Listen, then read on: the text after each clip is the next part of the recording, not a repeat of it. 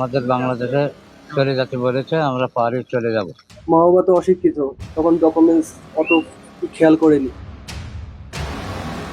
ভারতের পশ্চিমবঙ্গে রাজনৈতিক পালাবদলের পর উত্তর ২৪ পরগনার বসিরহাটের হাকিমপুর সীমান্তে অস্বাভাবিক পরিস্থিতির সৃষ্টি হয়েছে। দেশে ফেরার আশায় সেখানে জড়ো হয়েছেন শতাধিক বাংলাদেশি। মঙ্গলবার সকাল থেকেই বিএসএফ চেকপোস্টের সামনে নারী, শিশু ও ব্যাগপত্র নিয়ে অপেক্ষা করতে দেখা যায় তাদের। একই দৃশ্য দেখা গিয়েছে আগের দিন সোমবারেও।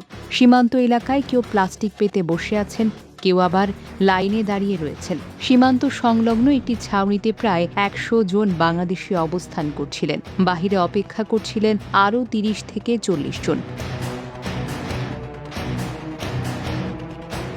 প্রশাসনিক সূত্র জানিয়েছে, সম্প্রতি পশ্চিমবঙ্গ রাজ্য সরকার অনুপ্রবেশকারী ও সন্দেহভাজনদের আটকে রাখতে জেলায় হোল্ডিং সেন্টার তৈরির নির্দেশ দিয়েছে। এরপর থেকে অবৈধভাবে ভারতে বসবাসরত বাংলাদেশিদের মধ্যে আতঙ্ক যেন ছড়িয়ে পড়ে। সেই আতঙ্ক থেকেই অনেকে দ্রুত দেশে ফেরার উদ্যোগ নিয়েছেন বলে ধারণা করা হচ্ছে। সোমবার পর্যন্ত পাওয়া তথ্যে জানা গেছে, মালদা ও মুর্শিদাবাদ জেলায় মোট ১২ জনকে হোল্ডিং সেন্টারে রাখা হয়েছে। মালদার ইংরেজ বাজারে চন্দন পার্কে থাকা শিবিরে ৯ জনকে রাখা হয়েছে, যাদের মধ্যে হলেন ৩ জন নারী এবং ৬ জন নাবালক নাবালিকা। অন্যদিকে মুর্শিদাবাদের লালগোলার পদ্মা ভবনে প্রথম ৩ জনকে রাখা হলেও পরে আরও ১১ জন বাংলাদেশিকে সেখানে পাঠানো হয়েছে।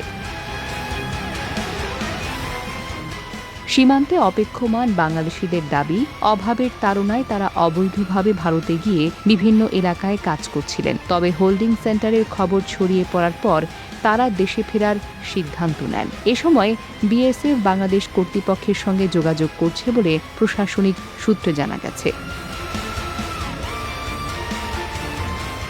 Desk report, recap news.